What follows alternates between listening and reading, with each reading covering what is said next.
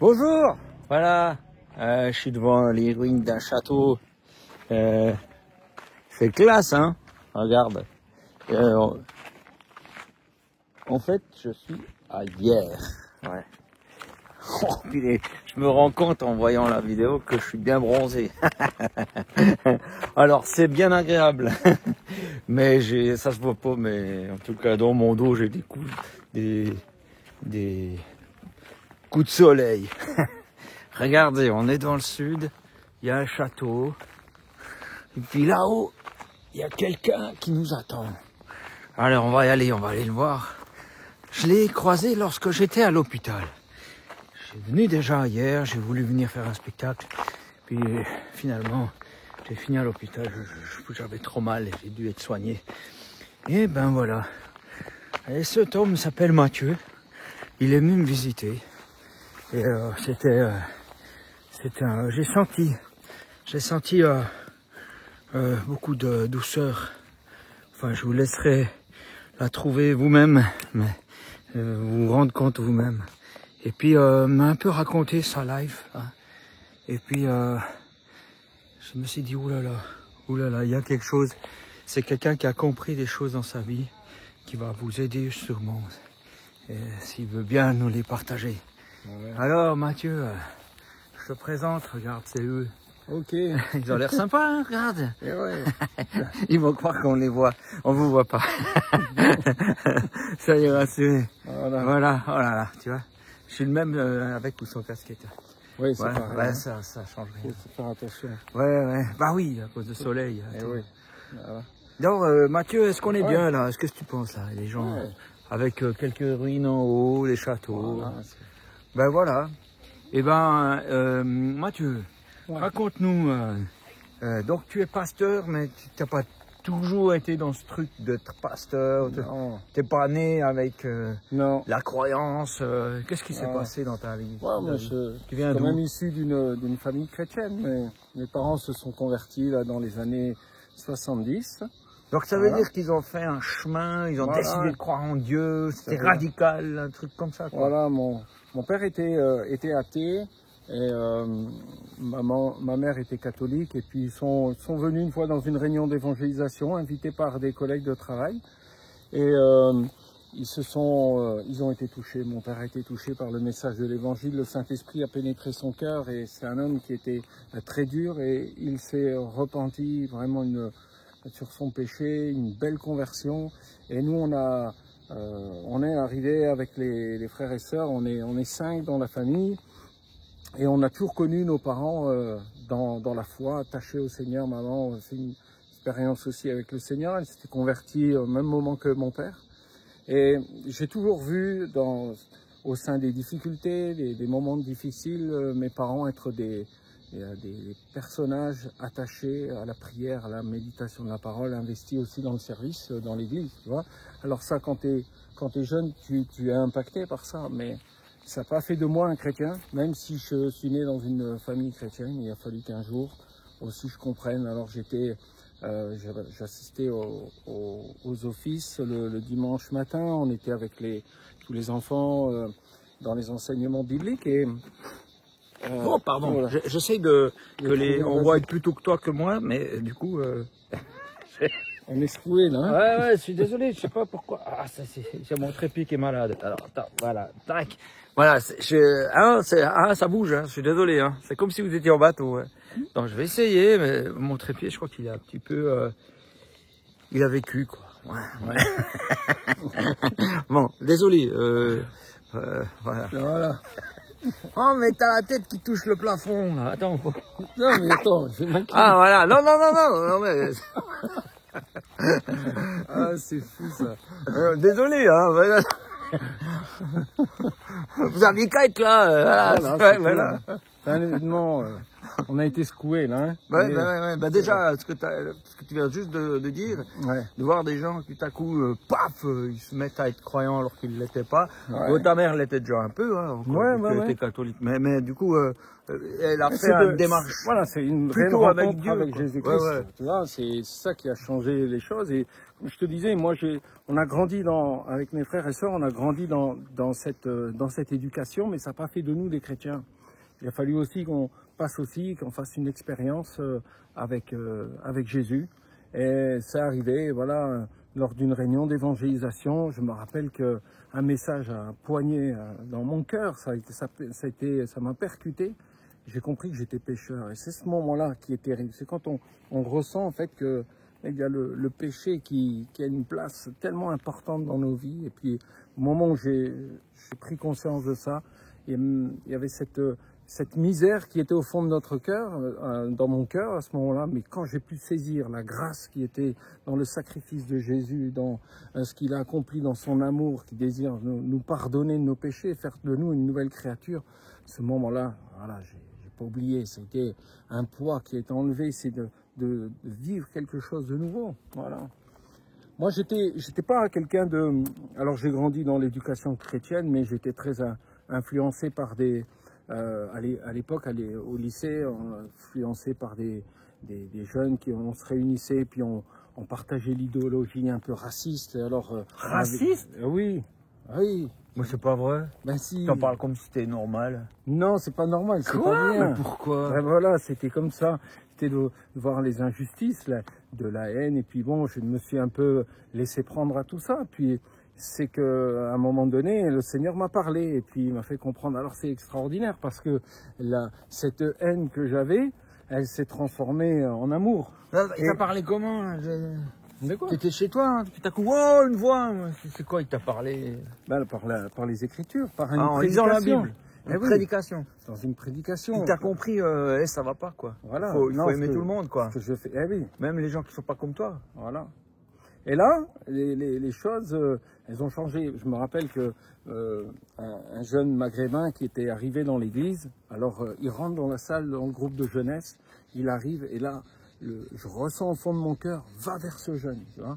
Et j'ai été vers lui, je l'ai accueilli, et puis lui, il était là, il venait d'une confession musulmane, il était rentré, et il a été touché par le message de l'évangile, et il est devenu mon beau-frère, il a épousé ma sœur. Kader, voilà. Et tu vois, le Seigneur m'a amené en fait, à aller vers les gens, forcément, avec qui j'exprimais de la haine. Et j'ai été faire mes études bibliques, quand j'ai eu l'appel pour le ministère, j'ai été faire mes études bibliques à Jérusalem. Donc je me suis retrouvé avec le peuple juif et le peuple arabe palestinien. Donc voilà. Qu'est-ce qu'il faut aller? Il faut aller là-bas pour... C'est quoi l'appel, le ministère? C'est quoi? C'est quoi l'appel? C'est quoi? T'es chez toi, t'es tranquille là? Dans ton fauteuil. Tu ouvres la Bible, puis paf, de nouveau. Ben, tu vas à l'église, paf. Mais écoute, c'était comment? Comment ça s'est passé? C'est simple, hein. À un moment donné, il y a comme un nœud dans ton ventre, tu sens que le Seigneur t'appelle à quelque chose, tu es sensible au fait que, eh bien, le Seigneur au fond de toi, tu ressens comme quoi tu dois t'occuper être berger, t'occuper d'un troupeau, d'une église, et c'est des choses, voilà, sentir de servir le Seigneur, mais dans une consécration, tu vois. Alors ça s'est pas fait tout de suite, hein. J'avais 17 ans quand j'ai eu cet appel au ministère pour servir le Seigneur à temps plein, et j'ai attendu l'âge de 37 ans. Pourquoi? Qu'est-ce que tu faisais Entre deux, je suis resté dans mon fauteuil, j'attendais. Ben, bravo. T'as pas l'impression d'avoir perdu du temps? Non. J'ai travaillé en industrie, j'ai été technicien de maintenance pendant des années, puis voilà, à un moment donné, c'est quelque chose de fort, hein, dans le cœur, c'est comme quelque chose qui te pousse, hein, tu peux pas lutter contre la paix. Alors entre nous, j'étais pas sans rien faire, hein. Je m'occupais des ados, j'étais impliqué dans la jeunesse, dans le service de louange, dans toutes les activités de l'église, les travaux, le ménage, tout ce qui était à faire, je le faisais. Mais le Seigneur a vraiment appuyé sur mon cœur pour que je m'engage à le servir à plein temps. Donc j'ai été me former à l'école biblique, Mais pourquoi Genève, pas Genève, pourquoi Israël c'est mieux, c'est mieux. Ben écoute, c'est pas que c'est mieux. C'est dans la Bible, quoi. C'est pas que c'est mieux. Toutes les écoles bibliques sont bien. Ouais. Hein, y a pas de. Mais cette école particulièrement, le Seigneur nous montrait qu'il fallait qu'on aille là-bas, peut-être aussi pour, comment dire encore, me parler au plus profond de mon cœur, voilà. Ah ouais. Donc tu parles l'hébreu maintenant. Alors, je parle un peu l'hébreu, je subis le grec, ouais, le grec koiné. Voilà, non. En fait, cette école, elle était particulièrement centrée sur l'écriture, l'hébreu et le grec koiné. Voilà, il y avait deux professeurs, mais j'étais pas le meilleur des élèves. Moi, en fait, ce qui m'a plus impacté, c'est le contexte, de comprendre, de comprendre le peuple. Hein, et moi, ces 2 années là-bas, les 3 années là-bas, pardon, ça a été de renforcer mon amour pour Israël et pour le peuple arabe. Voilà. Ouais. Parce qu'aujourd'hui, quand on écoute tout le contexte, alors je ne veux pas faire de la politique, je veux juste qu'on soit dans la pensée des Écritures, de la parole de Dieu. Hein, tout va se passer à Jérusalem. Et voilà, Dieu a des plans, toute la parole de Dieu, les écrits prophétiques sont pour le peuple d'Israël. Nous, en tant que païens, nation, on a été greffés, on a été rattachés à l'espérance qui a été donnée pour Israël, l'espérance du Messie, de Jésus, hein, qui est venu. Et alors, il faut aimer ce peuple, prier pour que ce peuple puisse se tourner vers leur Messie. Parce que notre amour pour Israël, leur Messie, c'est le nôtre, leur sauveur, Et donc il faut avoir cet amour pour Israël et cet amour aussi pour le peuple arabe. Ils sont là, Dieu les aime aussi, Dieu veut qu'ils soient sauvés. Et il y a de belles églises aussi dans les territoires palestiniens, parce qu'il y a des gens qui aiment Jésus aussi, qui ont rencontré et qui aiment le peuple d'Israël. Pas dans la politique ou tout ce qui peut se passer, mais parce que justement, Jésus est venu, il est juif, les disciples étaient juifs, et c'est la base. C'est pour ça que Jésus dira à la Samaritaine, le salut vient des Juifs, pas parce qu'ils sont les meilleurs, mais c'est parce qu'il y a un choix d'une priorité qui a été donnée de la part de Dieu, parce que c'est son peuple qu'il a choisi, et il faut l'accepter. C'est pas évident avec ce qu'on entend aujourd'hui, de comprendre et de dire comment on peut aimer avec tout ce qui se passe, mais il faut avoir ce regard non pas politique, mais un regard biblique. Voilà. Ce qui ne veut pas dire qu'on ne doit pas aimer et comprendre peut-être les gens qui souffrent bien sûr. de la guerre à cause de... Les gens qui sont manipulés par la haine, voilà. Parce qu'on injecte une haine envers un autre peuple, et c'est ça qui est terrible, c'est la manipulation. Voilà, Dieu veut que tous les hommes soient sauvés et parviennent à la connaissance de la vérité. Voilà, c'est ça. Et ils ont le même Messie, quoi. Amen. C'est Jésus. C'est le nôtre. Où qu'on soit, je dois envoyer les clés à Loïs. Vas-y. Oh, il les a attrapés comme ça. C'est extraordinaire. Puis après, du coup, tu t'es marié aussi. Comment t'es tombé amoureux, toi? Tu veux en parler ou pas? J'ai trébuché et puis t'es tombé. Et je suis tombé sur elle. Non, écoute, mon épouse, on a évolué dans le groupe de jeunesse ensemble, on se connaissait. C'est des viviers à mariage, voilà, les groupes de jeunes. Ah ouais, mais les groupes de jeunes, c'est important. Moi, je dis, les jeunes, restez dans les groupes de jeunesse, parce que Dieu a peut-être mis votre épouse là, il faut juste être patient. Ah ouais. Hein, le conjoint qui vous attend là, faut tu l'as tout de suite su que c'était elle. Eh oui. Ah ouais?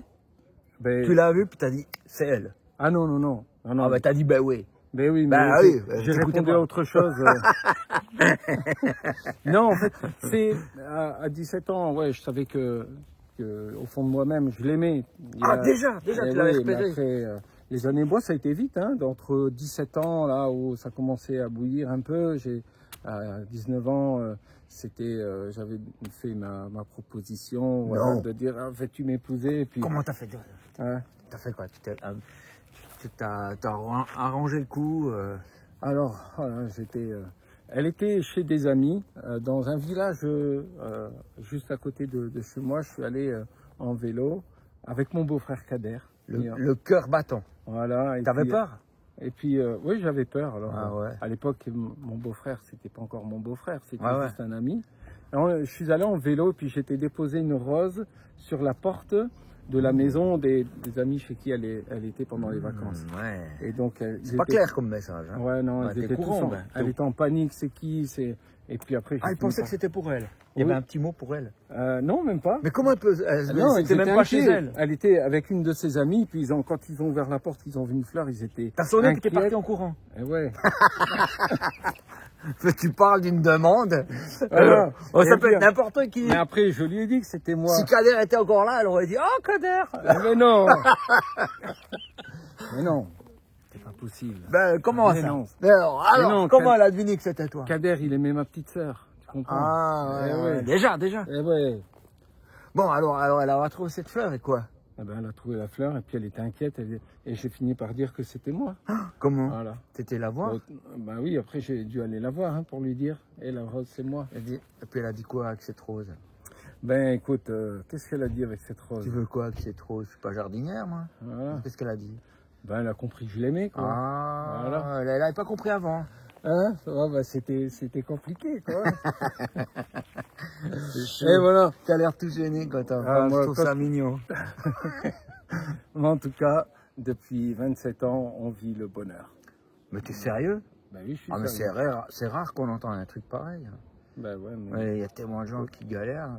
Ouais, mais écoute, ça a été, on a partagé des moments difficiles et des moments de joie, et puis on s'est toujours, notre couple s'est toujours, comment dire, de plus en plus resserré dans l'amour, mais aussi dans l'unité, dans la solidité, parce que voilà, c'est de savoir s'excuser quand on sait qu'on a eu tort, qu'on a été méchant ou autre, tu vois. Des fois, nous les gars, on a notre vision des choses et puis on fait des fois souffrir. Alors il faut savoir demander pardon. Ouais. Et je crois que la base d'un couple pour qu'il soit solide, c'est l'amour, mais aussi de reconnaître ses torts. Et j'ai dû parfois reconnaître mes torts aussi dans quelques domaines, mais on a toujours été. C'est beau ça. Et puis, je sais pas si tu veux en parler, mais tu m'as raconté d'un truc très dur que vous avez vécu. Ah ouais. Tu as le droit d'en parler? Ouais, non, pas de souci. Écoute, j'étais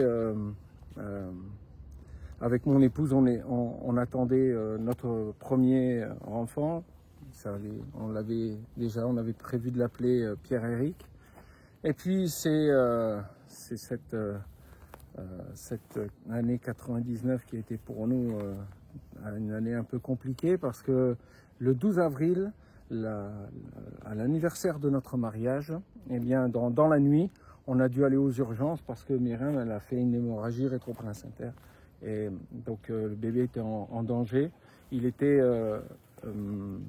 allait naître prématurément.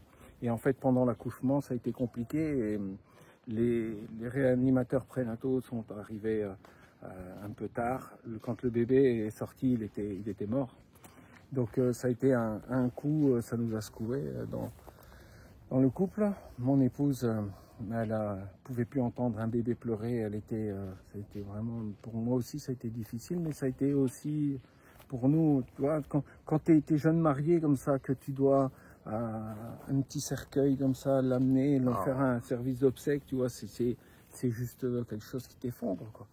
Et en fait, on a connu la consolation de Dieu à un point, je sais pas comment expliquer, comme une douche qui vient sur toi, tu vois, qui t'apaise, qui rafraîchit. C'est la consolation de Dieu, elle est venue, tu vois, au quotidien.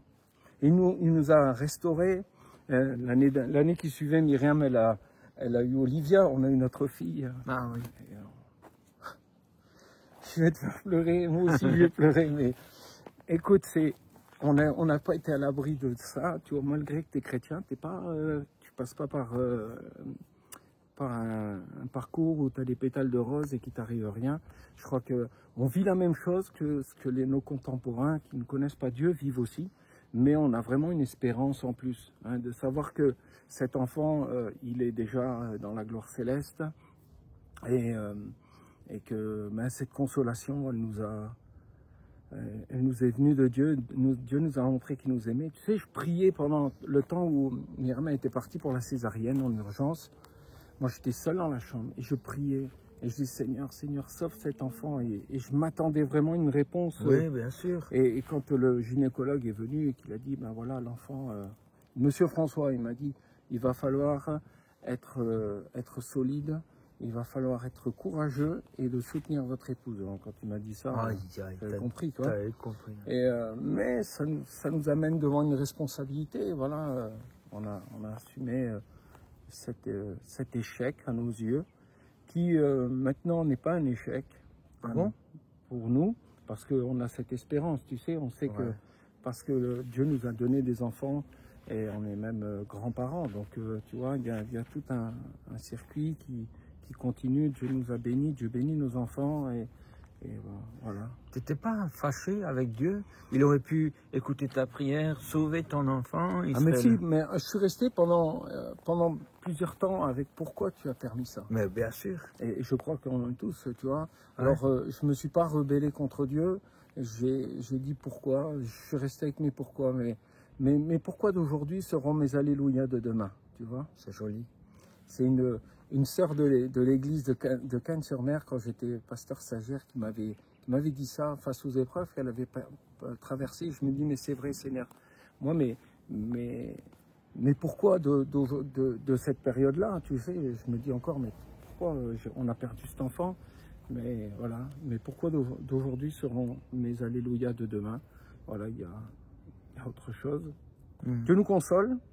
Et puis la douche, là que tu as parlé, écoute, c'est arrivé quand? Pas au moment où le gynéco est venu, là? Non, ça a pris du temps. C'était dans des moments où on était en prière, hein, dans des réunions. Et je me souviens tout particulièrement d'une réunion où on a eu la consolation de Dieu, tu vois. Comme ça, parce que tu priais pour ça. Voilà, ouais, on priait pour ça. Pour avoir la paix, quoi. Mon épouse, à ce moment-là, ne pouvait plus se retrouver dans une pièce où elle entendait un bébé pleurer. Ouais, il y avait des gens qu'on côtoyait, des amis, de la famille, qui avaient des enfants aussi, tu vois, à ce moment-là, qui avaient eu des bébés. Et tu sais, tout de suite, tu te poses la question, mais moi, est-ce que je vais pouvoir avoir un enfant? Et tu as toutes ces inquiétudes de femme et de souffrance. Et je sais pas comment te dire. On a été consolés. Ouais. C'est l'expliquer, j'ai pas les mots, c'est la consolation, le temps. Le temps a fait qu'on a été consolés. Voilà. Est-ce que ça t'a changé? Oui, ça m'a changé. J'ai encore eu besoin de passer à la moulinette. Hein. Le Seigneur, il a fallu qu'il travaille mon cœur. Ah oui, t'as encore vécu d'autres choses? Non, mais on a besoin d'être sanctifié sur la marche chrétienne. Mais je veux dire, ça a été une épreuve que Dieu a permis et il nous a, malgré tout ça, montré son amour pour nous. Mais, peut-être qu'avec ça, on comprend mieux les autres. On n'a pas des paroles toutes faites. Ah oui, parce qu'on pourrait dire, ouais, il est au ciel, arrêtez de déconner. Mais toi, tu sais ce que c'est, et puis tu prendras... Il y a une empathie, quoi. Ouais. Et je crois que les épreuves parfois qu'on vit, c'est dans un but aussi de travailler notre empathie. Le Seigneur nous a amené qu'on ait de la compassion aussi pour les âmes, voilà. Tu vois. Et ça veut dire quoi la compassion pour les âmes? Parce que peut-être pour certains qui nous suivent, c'est un truc mystique ce que tu viens de dire. Ah ouais. De la compassion, être compatissant, c'est comprendre, d'être dans la mesure de comprendre ce que quelqu'un vit. Ouais, mais c'est pour les âmes. Je comprends. Ouais, excuse-moi, moi je suis avec mon dialecte de pasteur. Ouais, non, mais c'est bien. Moi-même, des fois, j'utilise ça, mais après, des fois, je me dis, mais il y a des potes là, ils sont pas croyants. Ils disent, mais qu'est-ce qu'ils disent? On doit faire quoi pour les âmes? Puis aujourd'hui, tu sais, les gens, ils font plein de trucs. Hein. Et il y a des gens qui reprennent des religions. Puis quand ils ont quelqu'un qui est mort, tu vois, par exemple, un enfant, ils pensent qu'ils doivent encore l'aider à faire un passage dans l'au-delà, et ils vont donner des offrandes à des idoles, à des dieux, et puis ils prient pour l'enfant qui est mort, et ils ont l'impression que s'ils font pas ça, ils vont pas pouvoir passer, ou je sais pas quoi. Et c'est un sacré point. Il y a vraiment beaucoup de religions comme ça. Et c'est un sacré poids que des gens portent. Et puis aussi une culpabilité quand ils ne le font pas.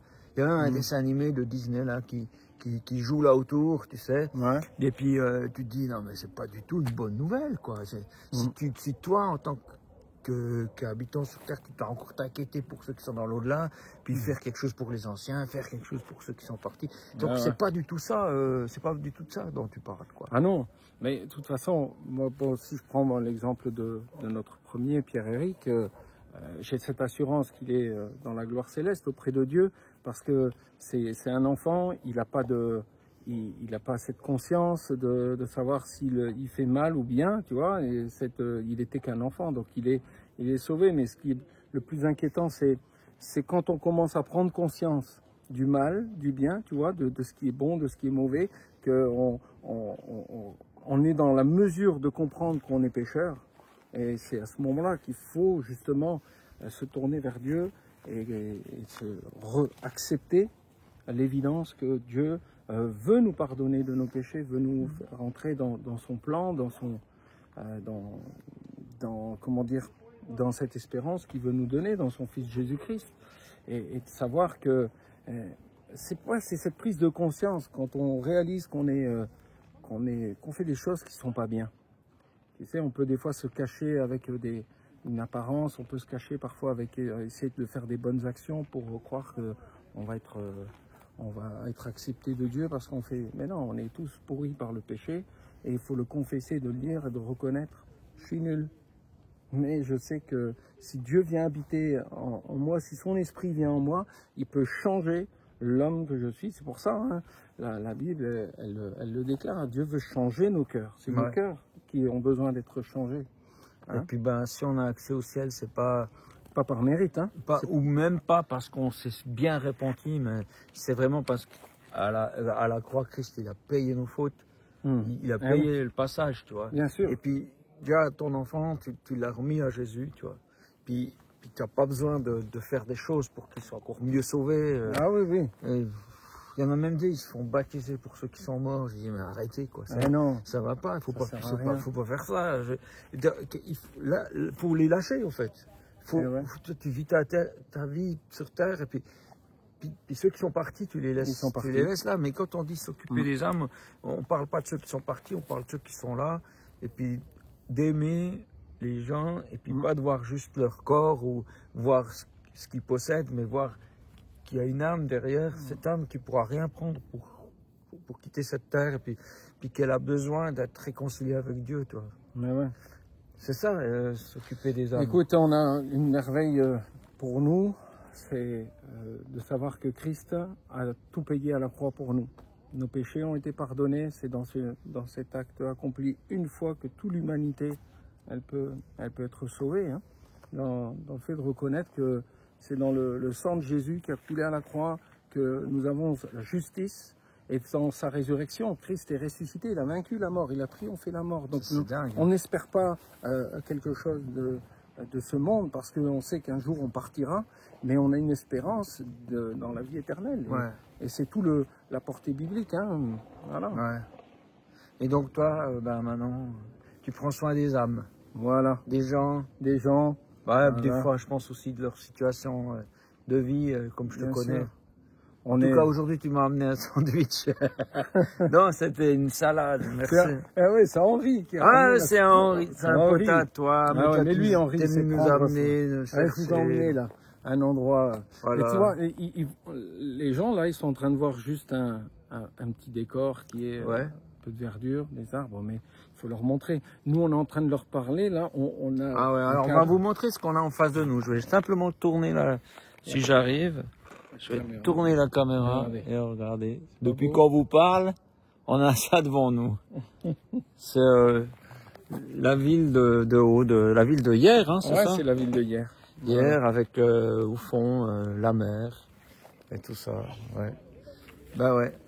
Écoute. Merci d'avoir accepté de partager ça. Qu'est-ce que tu aimerais dire à ceux qui traversent des moments de pourquoi, et puis qui savent pas quoi faire, tu vois. Ils ont peut-être pas tout plan chrétien, tu vois. Ils savent peut-être pas trop où ils en sont. T'as peut-être une parole pour eux. Mais en fait, il faut tourner ses regards vers Jésus. Alors ce terme veut dire, mais comment ça, tourner ses regards vers Jésus? C'est de porter les yeux de la foi, c'est-à-dire que de croire en celui qui peut venir vous aider. C'est-à-dire que Jésus n'est pas juste quelqu'un qui est venu dans le passé, c'est pas l'histoire du passé, c'est Dieu qui était de toute éternité, qui s'est fait homme, qui est venu jusqu'à nous.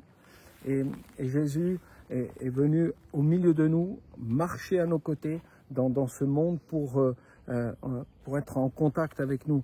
Et c'est Dieu qui est venu jusqu'à nous. C'est quand même extraordinaire que ce Dieu qui a créé les cieux et la terre, il est venu et il s'est abaissé pour venir à nous, pour se faire connaître son amour.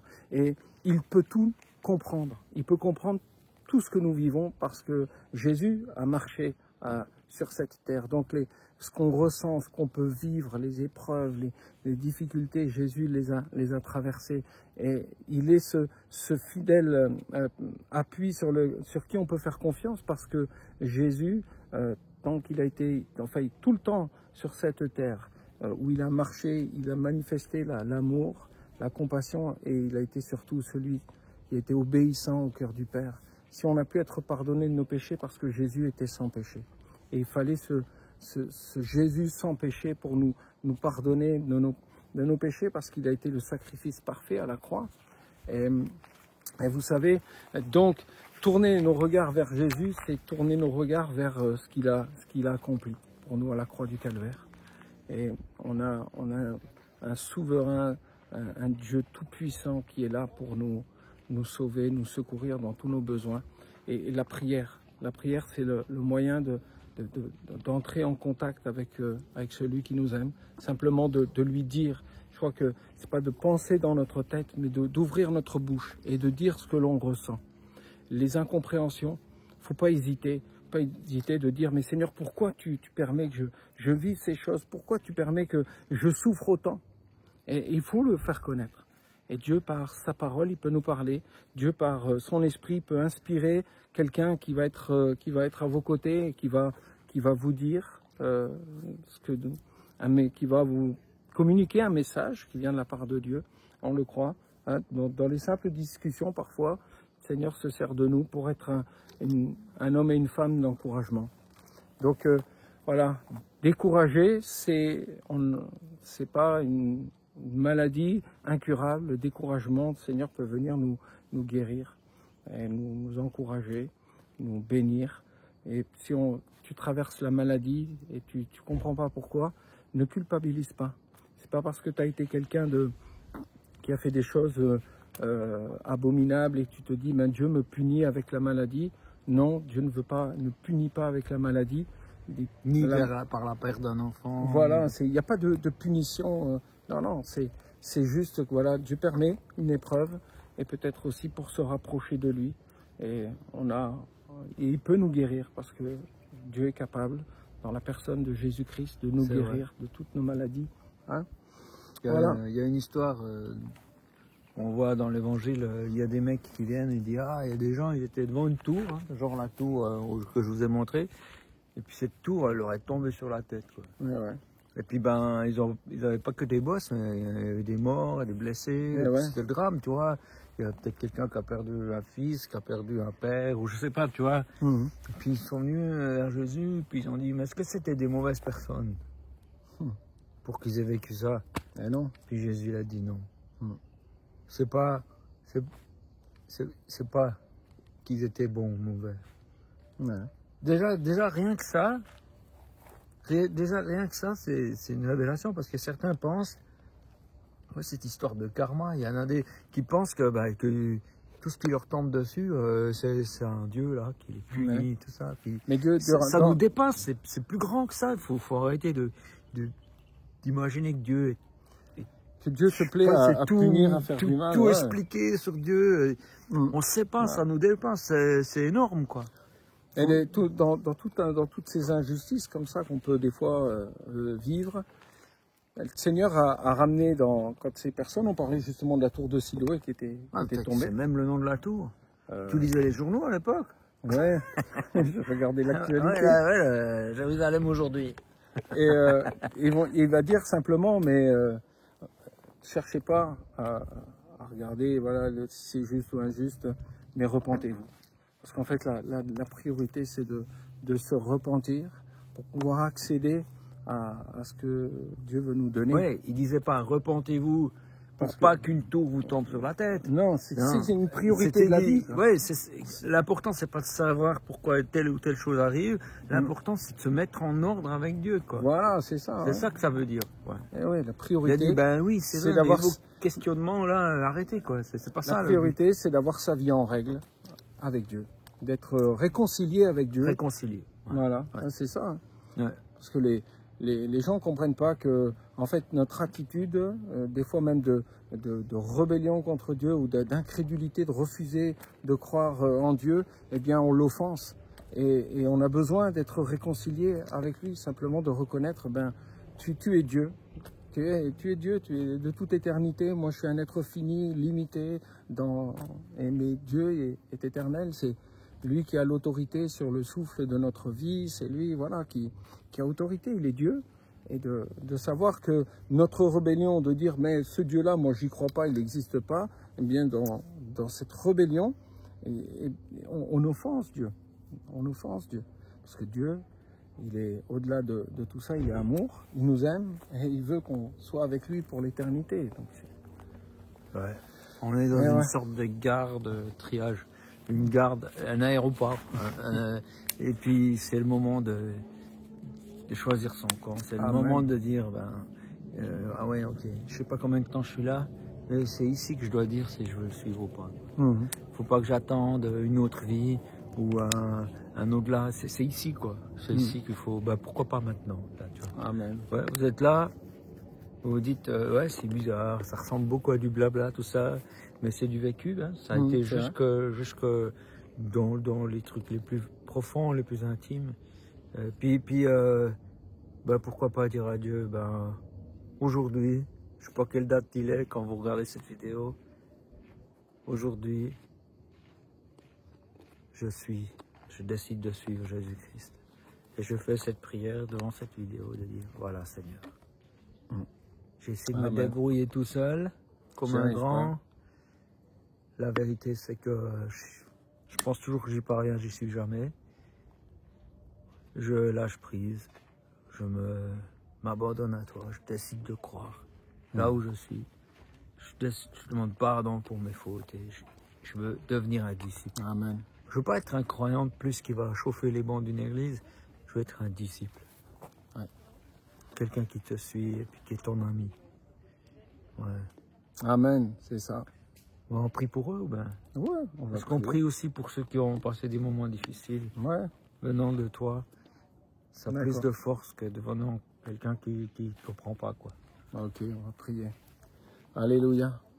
Seigneur, je te prie pour tous ceux qui sont derrière cette vidéo, qui seront sur leur écran et qui vont écouter ces moments qu'on a partagés, ces moments où on a témoigné, c'est de toi qu'on a témoigné, de ton amour, de ta grâce.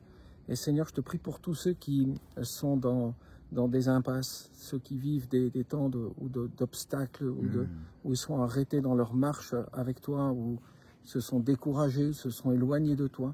Je te prie pour ceux aussi, Seigneur Jésus, qui ont comme une colère vis-à-vis de toi, mais surtout de ce qu'ils ont vécu. Tu vois, parfois le deuil peut venir nous effondrer, nous détruire et nous amener à être en colère contre toi. Seigneur Jésus, je te prie que tu les visites dans ton amour. Seigneur, que tu te révèles dans leur cœur, que tu es un Dieu de compassion, de miséricorde, mais tu es aussi le Dieu qui restaure. Seigneur, chaque épreuve que nous pouvons traverser et vivre, Dieu ne se plaît pas à ce que nous puissions les vivre, Dieu les permet.